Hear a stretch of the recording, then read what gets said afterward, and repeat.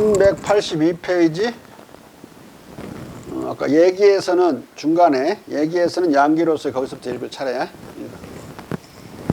얘기에서는 양기로서의 천기와 음기로서의 지기가 분화되기 전에 단일한 원기는 태일이라고 부르는데 역경은 태극이라고 부른다. 태일이나 태극은 같은 말이에요. 또는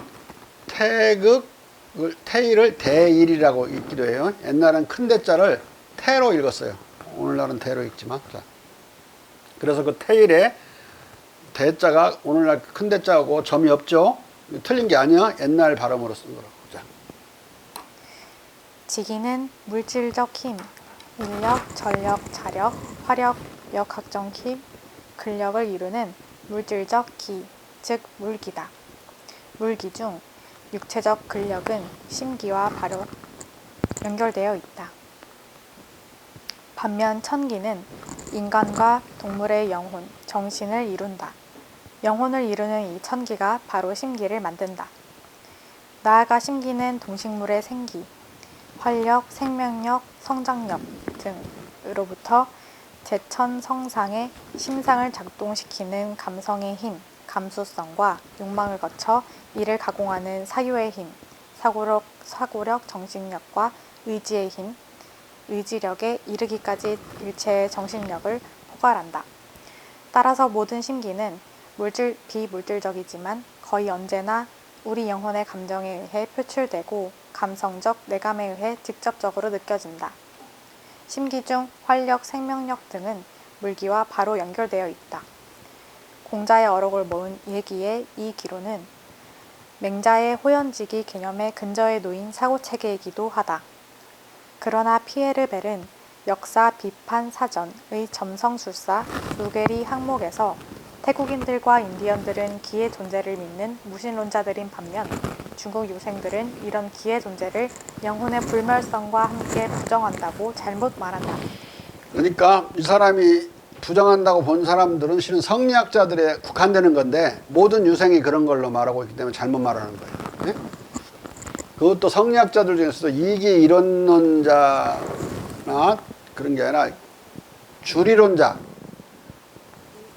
니학만 하는, 니만 인정하는 자만이 기를 부정하는 거지 이기 이론론자도 반은 기를 인정하는 거야. 자. 그러나 이기 이론론을 확신하는 교조적 성리학자들조차도 영혼의 일정한 불멸성, 조상 제사에 있어서의 사대 봉사론과 시소신의 영구성과 귀신, 신령과 혼백의 존재를 믿었다는 것은 주지의 사실이다. 아무튼 물기, 인력, 전력, 자력, 화력, 역학력, 근력 등과 심기, 활력, 생명력, 욕망, 의지력, 정신력 등은 둘 다 유동적 기운이다. 따라서 부동의 물체와 다르다.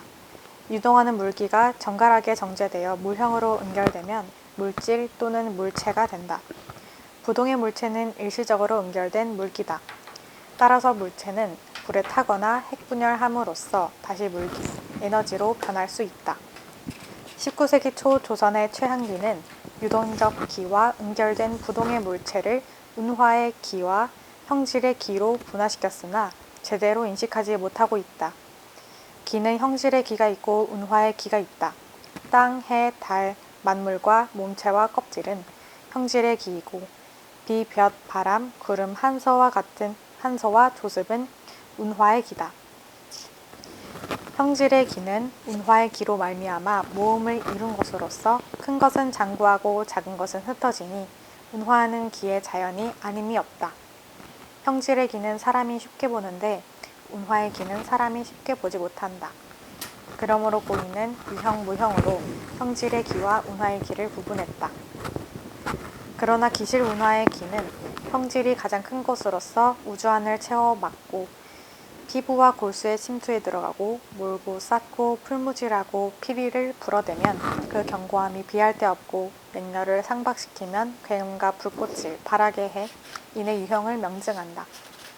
최한기는 운화의 기와 형질의 기를 구분해 마치 힘과 물체를 구분하는 듯 했으나 운화의 기를 무형의 기로, 물체를 유형의 기로 이해하지 못함으로써 비, 볕, 바람, 구름, 한서와 조습을 운화의 기로 보고 결국 운화의 기를 형질이 가장 큰 것으로 착각해 움직이는 힘의 견고성과 굉음과 불꽃을 유형의 증거로 들이대는 어리석음을 노정하고 있다.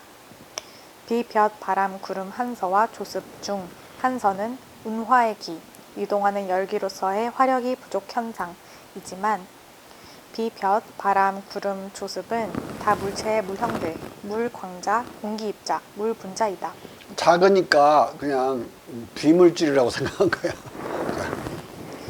오감에 포착되는 굉음과 불꽃도 오감에 포착되지 않는 힘, 운화의 기에 속하는 것이 아니라 물질의 움직임, 공기 입자의 떨림과 광자의 운동일 뿐이다. 그리고 기의 견고성은 강력성의 그릇된 표현이다. 따라서 최한기의 말은 운화의 기와 형질의 기의 구분 외에 수용할 만한 것이 없다. 차라리 고전으로 다시 돌아가는 것이 나을 것이다. 물질 또는 물체는 유동하는 물기, 힘이 정갈하게 정제되어 응결된 것이다. 그래서 역경은 말한다. 역은 천지와 둔함으로 천지의 돌을 두루 꿰 수 있다. 역은 기를 곱게 쓸어 정제해 물질을 만들고 혼을 놀려 변화를 만든다. 모든 구체적 사물은 땅의 물기에서 정제되어 응결된 물질이고 모든 인간과 동물의 구체적 마음은 하늘의 신기에서 자유롭게 변화되어 나온 영혼들이다. 또한 물질은 질량을 가진 것으로서 특정한 조건에서 다시 엄청난 양의 기로 되돌아올 수 있다. E는 이꼴 MC 자슴처럼. 자, 고대 기론의 조각들을 모아놓은 기원전 2세기경의 회남자는 창세의 과정에 대해 이렇게 말한다. 천지가 아직 형태조차 없을 때 타고 또 타고 날고 또 날고 텅 비고 또 텅 비고 형태가 없고 형태가 없었다. 그러므로 이를 태시라고 한다. 태시는 허학을 낳고 허학은 우주를 낳고 우주는 기를 낳고 기는 가장자리와 끝이 있어 맑고 밝은 기는 엷게 풍미해 하늘이 되고 무겁고 탁한 기는 응체되어 땅이 된다.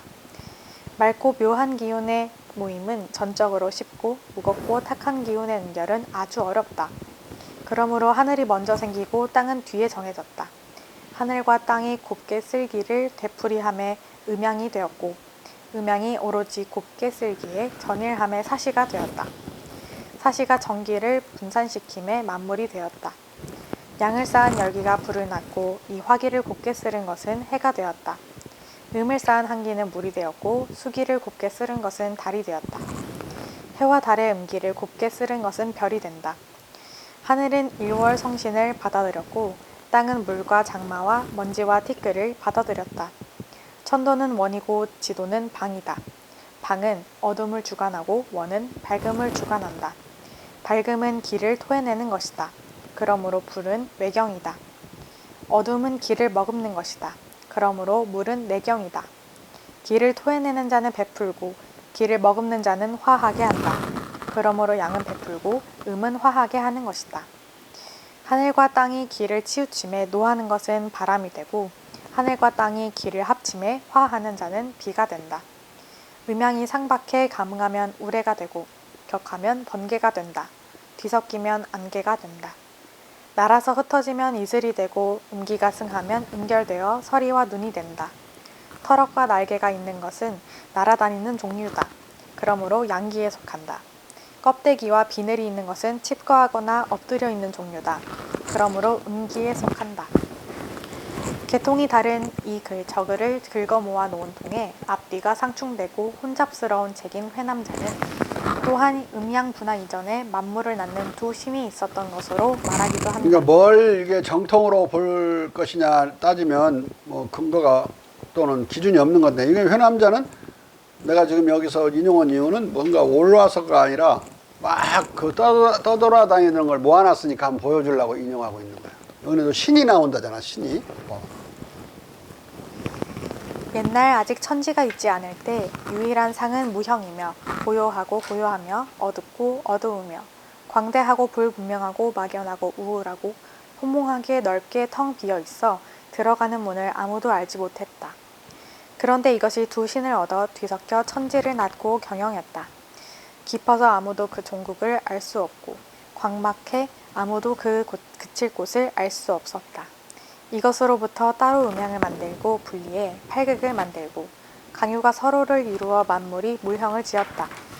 길을 어지럽혀 벌레를 만들고 길을 곱게 쓸어 사람을 만들었다. 그러므로 정신은 하늘의 소유이고 골해는 땅의 소유다. 정신이 하늘의 문으로 들어가고 골해가 땅의 근본으로 돌아가는데 그럼에도 내가 어찌 있겠는가? 정신은 하늘에서 받은 바이고 형체는 땅에서 풍부받은 것이다. 그러므로 하나는 둘을 낳고 둘은 셋을 낳고 셋은 만물을 낳는다고 하는 것이다. 만물은 음을 등에 업고 양기를 안아 가운데에 기로서 조화를 낳는다. 천지 이전에 두 신, 천신과 지신이 따로 있어 하늘과 땅을 만들었다는 말이다. 특이한 해석이죠. 그리고 음양의 중간 기운인 충기가 만물의 조화를 낳는다고 말하고 있다. 이것은 창세 단계에서 벌써 중화의 이념을 말하는 것으로서 매우 이채롭다. 그러니까 음양은 지금 원자 현대물리학 원자에서 양자와 그 전자가 있죠. 전자는 음으로 보는데 거기에 또 중성자가 있어요. 거의 형이상학적으로 사고를 했는데 오늘날 논리하고 사실 구조하고 비슷하죠. 나아가 회남자는 천기와 지기가 인간을 만드는 과정을 기독교 성경의 창세기에 야훼가 한 것처럼 질그릇을 빚는 것으로 묘사한다. 무릇 하늘과 땅은 운행에 서로 통하고 만물은 총화해 하나가 된다. 능히 하나를 알면 하나를 알지 못함이 없다. 하나를 알지 못하면 하나를 능히 알미 없다. 비유컨대 나는 천하에 처해 있고 역시 하나의 물일 따름이다. 천하는 나로서 그 물을 더불어 갖추는 것인지 또한 생각건대 내가 없어도 갖추지 않음이 없는 것인지 알 수 없다. 그런즉 나도 역시 물이고 물도 역시 물이다. 어째서 서로에 대해 물인가? 비록 그럴지라도 그것이 나를 낳는다면 장차 얼마나 더해줄까? 그것이 나를 죽인다면 장차 얼마나 덜어줄까? 무릇 조하자는 이미 나를 질그릇으로 여긴다. 장차 이것에 어긋나는 것은 없을 것이다. 조화자가 물을 붙잡고 당기는 것은 도공이 점토를 이기는 것과 비슷하다. 그가 그것을 땅에서 쥐해 접시와 사발로 만드는 것과 땅과 분리되지 않는 것은 다를 것이 없다. 그릇을 이룬 뒤 파쇄되고 문드러져 옛날로 돌아가는 것과 접시와 사발인 것도 역시 다를 것이 없다. 이 새 인용문에서는 물체를 만드는 과정이 불명료하게 기술되고 있다. 그러나 회남자는 다른 곳에서 이렇게 말한다. 지극한 음기는 높이 불며 높이 불고 지극한 양기는 빛나고 빛나는데 양자가 교접해 화합을 이루면 여기로부터 만물이 생겨난다. 또는 음양은 천지의 조화를 받들어 상이한 삼라만상의 물체에 물형을 주고 기를 머금어 사물을 되게 하고 범주를 이룸으로써 수축하고 말고 펴고 불축에 빠져 시작하고 끝내고 비우고 가득 채우고 무언으로 굴러들어간다. 여기서는 음양의 상호작용으로 물질을 만든다고 제대로 말하고 있다.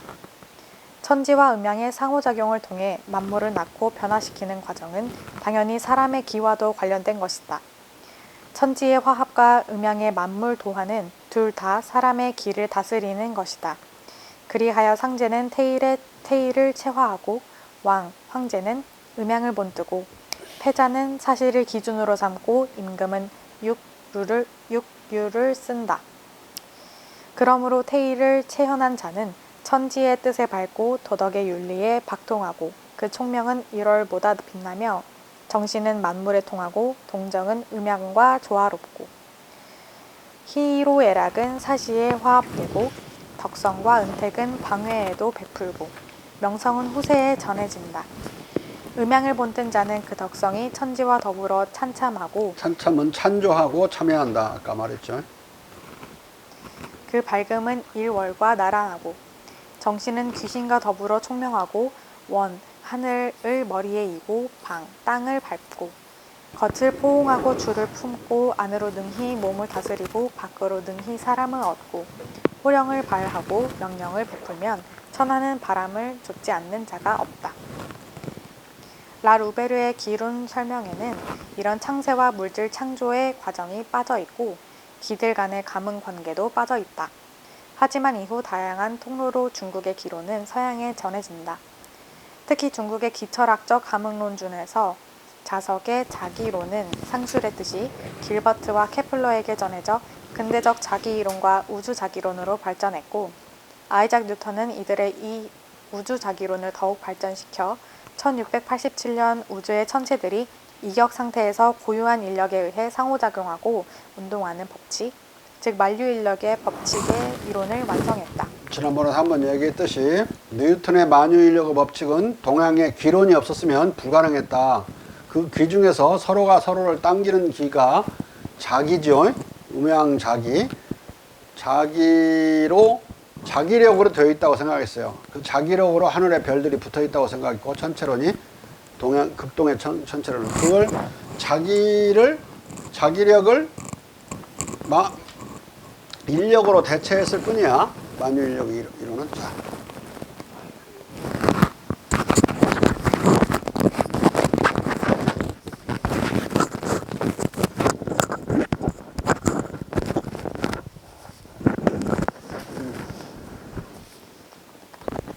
네, 계속 읽겠습니다. 또 읽어. 네. 또한 기들 간의 이 우주적 감응 또는 상응의 이론은 나중에 라 루베르의 친구인 라이프니츠가 자신의 단자론에서 단자들 간의 소통의 이론에 응용한다.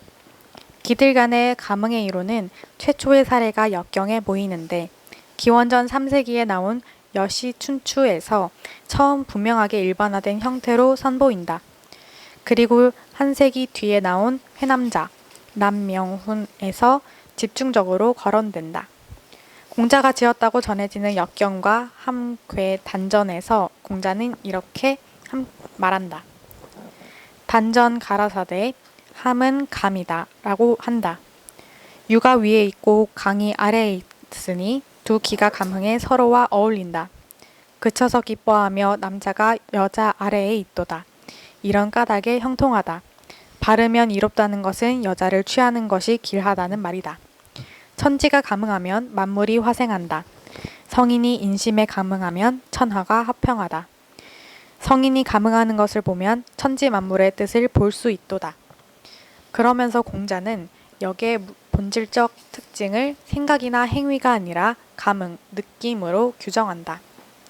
역은 무사무유하며 적연부동하지만 감응의 천하의 연고에 두루 통한다. 천하의 지극한 신이 아니라면 그 누가 이것과 능히 어울릴 수 있겠는가? 또 이 감응의 이론이고 기본적으로 상호 감응, 역경 자체가 처요와 사요의 감응, 이런 걸 계속 보기 때문에 사람의 관계로 이제 되면 공감 이론이 되는 거예요. 공감 하나 그 말은 평생 가지고 있어야 될 말이니라 그렇게 자기 자공에게 말해준 적이 있는데 공자가 이 정치학과 사회학의 본질은 공감 관계를 이해하는 거라고 해서 사람들 간에 이 기의 감응론하고도 이게 연결되어 있는 일관된 하나의 그 입장이에요, 공자의. 자. 또 역경은 상반된 것들의 삼호 감응을 이로움의 원천으로 말한다. 가는 것은 오그라들고 오는 것은 늘어 뺀다. 오그라드는 것과 늘어 빼는 것이 상감하면 여기서 이로움이 생긴다. 자벌레는 오그라듦으로써 늘어 뺨을 구하고 용과 뱀은 틀어박혀 있음으로써 몸을 보존한다. 또 역경은 이해를 참과 거짓의 상감, 즉 상호 감응으로 소산으로 설명한다. 삼호 감응의 소산으로 설명한다. 참된 감정과 꾸밈이 상감하면 이해가 생긴다. 또한 역경에서 공자는 군주와 백성 간의 감정 교류도 군민 간의 감응으로 설명한다. 공자가 말하기를 군자가 그의 방에 살며 그의 말을 내미 선하면 천리 밖에서도 이에 감응하는데 하물며 가까운 곳에서랴. 그의 방에 거하면서 그의 말을 내미 불선하면 천리 밖에서도 이것을 멀리하는데 하물며 가까운 곳에서랴. 주역의 우주관은 생각이나 작위에 인위를 보지 않고 감응 또는 상감을 위주로 삼고 괴효들 간의 관계에서도 바로 괴효들의 이 감응 관계를 본다. 이런 감흥의 세계관, 우주관은 중국에서 적어도 역경만큼 오래된 것이다. 감흥의 우주관은 언제나 직선적 인과관계를 배제하고 공치적 상응성을 문제 삼는다. 여불위가 편찬한 여시춘추는 객추기에서 천하의 사회적, 자연적 감흥을 이렇게 말한다. 자석, 자애로운 돌은 철을 불러들이는 자석, 자기력에 있는 돌, 자석. 근데 이게 원래 오늘날 자석을 쓸 때는 이 자자, 자애로울 자자인데 그 자자 앞에 돌석변이 있어요, 지금은. 근데 그때는 그냥 엄마가 아기를 사랑하는 뜻으로 이 자로 썼어요. 사랑하는 돌이다 이거지. 자. 철을 불러들이는데 이는 무엇인가가 끌어당기는 것이다. 나무들은 서로 가까이 있으면서 비벼대는데 이는 어떤 전기 같은 것이 있어서 서로를 반대로 밀어주는 것이다. 성인이 남면해 사람을 사랑하고 이롭게 하는 것을 참 마음으로 삼는다면 아직 출정 명령이 떨어지지 않았는데도 천하의 백성들이 모두 목을 빼고 발꿈치를 들고 그를 기다릴 것인즉 이는 성인의 정기가 백성에게 통한 것이다. 만일 어떤 범인이 누군가를 해치려고 한다면 그 사람도 역시 마찬가지다. 이제 공격하는 측은 5가지 무기를 숫돌에 갈면서 화려한 옷을 입고 좋은 음식을 즐기며 출발할 때까지 장차 며칠 여유를 갖는다. 공격을 당하는 측은 왠지 즐겁지 않으니 이는 혹 누구에게서 공격의 소식을 들은 것이 아니라 정기가 이를 먼저 전해준 것이다. 몸은 진 나라에 있고 친애하는 사람은 제 나라에 있는데도 죽게 되면 심기가 불안한 것은 정기 중에 서로 왕래하는 것이 간혹 있기 때문이다. 정기는 한쪽의 차한 마음으로부터 나와 다른 쪽 마음에서 감응되어 양쪽의 정기가 서로를 얻게 되는 것이니 어찌 말을 기다리겠는가. 이 시대의 자석은 그러니까 그 뒷말은 이제 불교도 통할 수 있는데 이신전심이니 이 말하기도 전에 이심전심이니 말을 할 때까지 뭘 기다릴 거 있겠는가 이심전심으로 한다 이거죠. 이 시대의 자석은 엄마가 새끼를 자애하듯이 철을 사랑하는 것으로 이해해 자석이라고 썼다. 자석이라는 표기법은 훗날에 생겨나는 것인데 돌석변이 있는 자석은 훗날에 생겨난 거예요. 이 표기법도 원래 자의 의미를 여전히 간직하고 있다. 자석이 쇠를 당기는 것에처럼 감흥에서는 생각이나 언행이 중요한 것이 아니라 정기의 감이 중요하다. 언어적 의사소통이 먼저가 아니라 공자가 말하는 공감이 먼저다. 공감, 서자야. 그때는 공감이란 말이 없어서 감흥이라는 말로 주로 썼고 또는 상감이란 말로 썼어요. 그런데 한자로 표현할 때는 같을 여자 밑에 마음 심자를 쓴 서자로 표현했다. 내가 한마디 말 평생 기억할 말이 있습니까? 공자한테 자공이 물으니까 있느니라. 그건 선이라 바로 그랬습니다. 공감이라는 말이니라. 그러면서 네가 하고 싶지 않은 것은 남에게 베푸지 말아라. 그런 말을 해주죠. 또는 네가 서고 싶으면 남을 먼저 세워주고 네가 통달하고 싶으면 남을 먼저 통달하게 해줘라. 서로 공감으로 서로 알기 때문에. 자. 성인과 백성 간의 감흥관계는 공자가 역경에서 군자와 관련해 한 말과 그 취지가 동일하다. 기철학적 감흥론은 역경에 기초한 것이었기에 한나라 때 대부분의 유자와 도가들에게 받아들여져 중국의 핵심 사상으로 정착하게 되었고 회남자에서는 더욱 광범하게 설파된다. 회남자는 남명운에서 자연적 감흥관계를 말한다. 불은 나무를 태울 수 있으므로 화력을 가지고 금속을 녹이려고 하면 이것은 도가 행해진다. 그러나 만약 자석이 철을 끌 수 있다고 해서 이 자석으로 기왓장을 당기려고 한다면 이것은 어려울 것이다. 사물은 진실로 기왓장의 가벼움과 철의 무거움으로써 논할 수 없다. 그 철을 당기는데 이 자석은 구리를 당길 수 있나? 자석으로? 어떻게 안 해? 그러면은 그 노쇠는 당길 수 있나? 유기그릇 만드는 노쇠 당길 수 있어?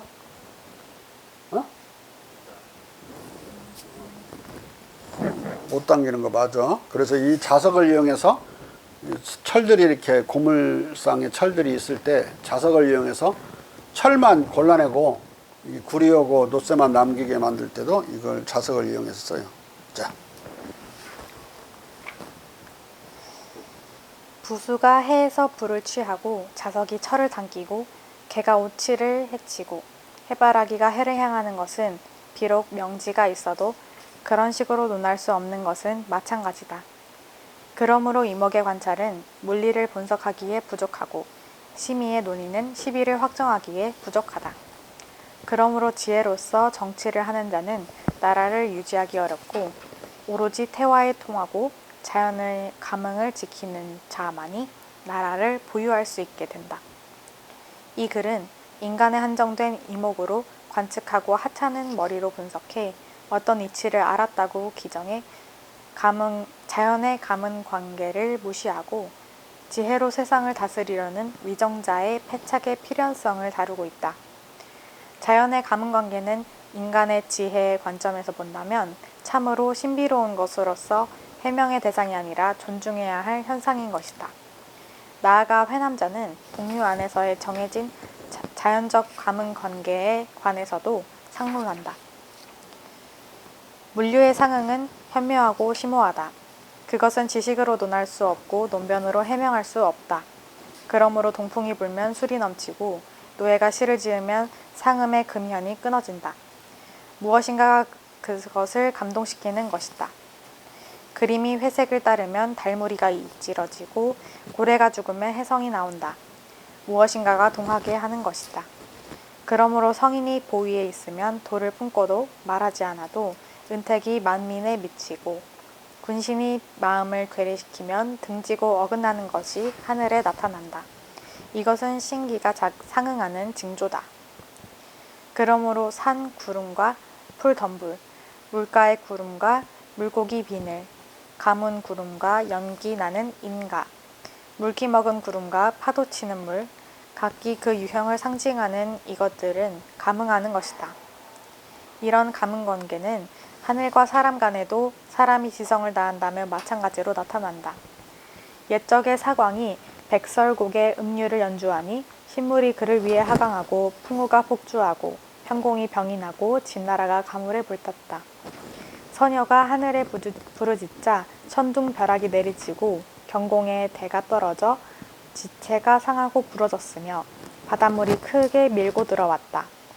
무릇 악사와 서녀의 지위의 처남이 채소밭의 관리와 같고 권세는 가볍기가 나는 깃털과 같으나 전일하게 뜻을 곱게 쓸고 가라 임무를 맡아 정신을 쌓아 위로 통하니 구천이 지극정성을 격려하는 것이다. 이것으로 보면 상천의 주살은 비록 광활하고 유한한 곳, 유원하고 은닉한 곳, 거듭 둘러싼 석실이나 경계지역의 험한 곳에 있을지라도 도피할 곳이 없다는 것도 역시 분명하다. 이와 같이 아무리 노력자의 지위가 미천하더라도 지성감천 방식으로 하늘이 사람의 정성에도 감응하는 것이다.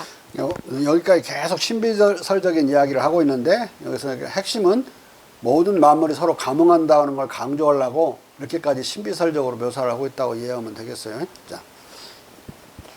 회남자는 사람과 사람 간의 감응, 인군과 백성 간의 감응, 동물과 동물 간의 감응, 사람과 하늘 간의 감응, 사람과 동물 간의 감응, 동물과 자연 간의 감응, 사물과 사물 간의 상응, 가양금 줄과 줄 간의 공진을 감응 일반으로 동일시한다. 성인은 거울 같아서 거느리거나 맞자들이는 것이 아니라 단지 응하고 숨지 않을 뿐이다. 그러므로 만화에도 부상이 없다. 돌을 얻고 이내 곧 그것을 잃고 곧 그것을 얻는다. 지금 무릇 금현을 조율하는 자는 궁음을 치면 다른 가야금의 궁음이 응하고 가금을 타면 가금이 동한다. 이것이 동성이 서로 화응하는 것이다. 한 현을 개조해 오음에 침비하지 않고 그 현을 쳤는데 25현이 다 화응했다. 이것은 소리와 시원적으로 다른 음이 아니라 음의 임금을 이미 형성했던 것이다. 이와 같이 극동의 기철학은 기들의 부유만을 말하는 것이 아니라 천지와 만물이 창조되는 자연 철학적 창세 과정과 기들 간의 가문관계를 줄기차게 설파했다. 이 기론적 세계관은 기운이 세다, 감기에 걸리다, 사기를 뽑다, 지기가 좋다, 천기를 살피다, 양기가 부족하다, 음기가 엄습하다, 음기가 세다, 심기가 안 좋다, 기죽다, 기막히다 등의 말에서 알 수 있듯이 극동의 일상어에서까지 철두철미 스며들어 있다. 피에르 베리 스피노자에게 중국인들 사이에서 많이 유행하는 기론을 해명하는 데 자신의 온 힘을 쏟았더라면 그는 더욱더 난공불락의 존재가 되었을 것이다 라고 말한 것은 아마 창조주 없이 태일의 원기에서 세계가 무위이화로 창조되는 저 창세 과정과 기들 간의 보편적 감흥의 이론을 스피노자가 모른 것을 안타까워한 것이리라. 스피노자는 이 기론적 창세론과 감흥론을 몰랐다. 하지만 뉴턴은 앞서 시사했듯이 중국의 자석이론을 수입한 길버트와 케플러의 우주자기론을 수용해 만류인력의 법칙을 전개했고, 라이프니츠는 극동의 기철학적 감흥론을 받아들여 단자소통론을 구축했다. 이것은 졸저 근대 독일과 스위스의 유교적 계몽주의에서 라이프니츠의 단자론을 논할 때 확실히 드러날 것이다. 자, 이 지금 앞부분은 이쪽에 동양에서 그래도 서적상으로 전해지는 기이론론에 대한 이야기예요. 이 기이론론은 성리학에서 말하는 그런 줄이론하고 완전히 다른 이야기고, 성리학이 얼마나 우리 이 극동의 사상적 전통, 문화 전통과 이격되고 유리된 것인지를 알 수 있게 하죠. 그러니까 한편으로는 기론이 서양으로 막 전해지고, 다른 한편으로는 성리학이 리론이 전해지고, 그래서 좀 혼돈스러운 측면도 있지만은 그래도 압도적으로 강하게 전해진 것은 기이론론이었다. 왜냐하면 단자론도 다 기이론론이고, 여기서 지금 만유인력의 법칙을 나오게 만든 그런 자기 우주설, 그것도 다 기이론론이란 말이에요. 여기에서 새로운 근대 세계가 창출되기 시작했어요. 우선 천문학에 있어서는 이 뉴턴이 하나의 중요한 터닝 포인트를 만들었고, 인간의 개인의 중요성과 관련해서는 라이프니츠의 단자론이 가장 중요했다. 그 이전에 자아라고 그럴 때는 나는 생각한다, 고론하는 존재한다 할 때 그 나는 자아 일반이지 어떤 개인의 자아를 가리키지 않았어요. 특히 데카르트가 그 말을 했을 때는, 그러니까 개인적 자아를 발견을 못한 게예요. 르네상스에 있어서는 인간의 자아를 발견했죠. 보편적인 자아를. 개인적인 특수한 자아를 발견을 못했어요.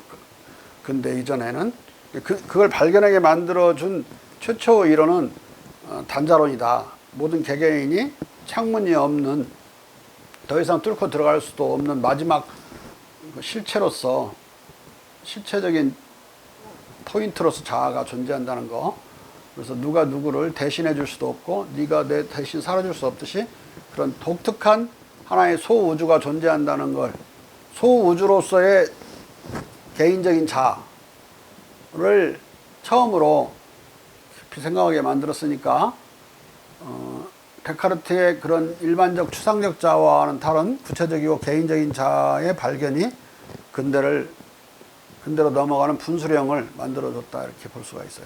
거기에도 바로 이쪽에 극동의 단자론이 영향을 미쳤다.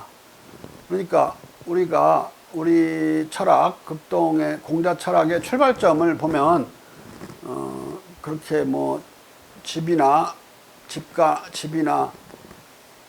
국가 이런 단체로 출발하는 게 아니라 자기 자신을 갈고 닦는 수신으로부터, 개인적인 자아를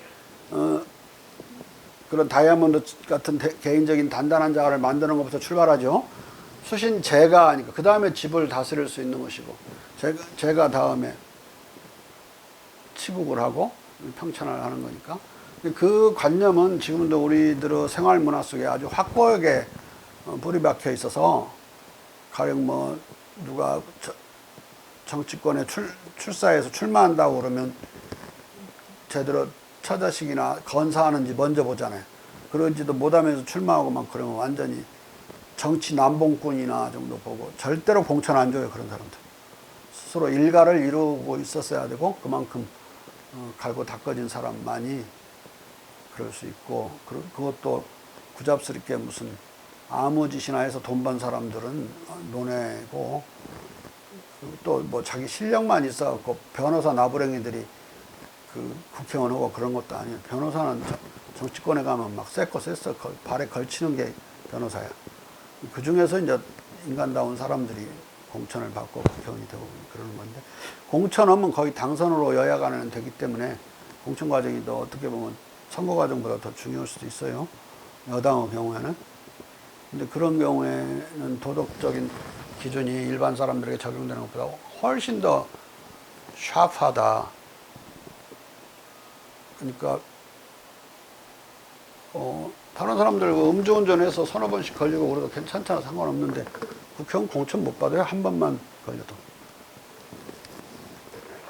장관은 뭐 2번까지 걸리면 괜찮다고 그랬는데 국회의원은 또 그것도 아니야. 그냥 경쟁이 치열하니까 흠이 있는 사람은 먼저 배제시키다 보면 탈락해버려요. 그냥. 응? 이 사회 지도층 인사가 되려고 하는 건데 정치인을 하려고 그러면 근데 그 사회 지도층 인사에 대해서 그 도덕적 기준은 상당히 까다롭잖아요. 가령 목사님한테 일반 사람들 기준을 적용하나 대단히 엄격한 잣대를 들이대고 교수한테도 그러고 국회의원한테도 그러고 여러분들 막 아무렇게나 살다가 국회의원 하려고 하면 나중에 하려면 힘들어. 과거에 전력이 죄가 많아가지고 그렇게 문재인 대통령이 이뻐했던 저 법무부 장관 누구냐 조국도 보라고 아무렇게나 살다가 나중에 장관 하려니까 청와대 참모까지는 문제가 없었는데 장관 하려니까 벌써 전국이 떠들썩한 문제가 되고 말잖아요. 자, 오늘 여기까지 하고 좀 짧게 마치겠어요.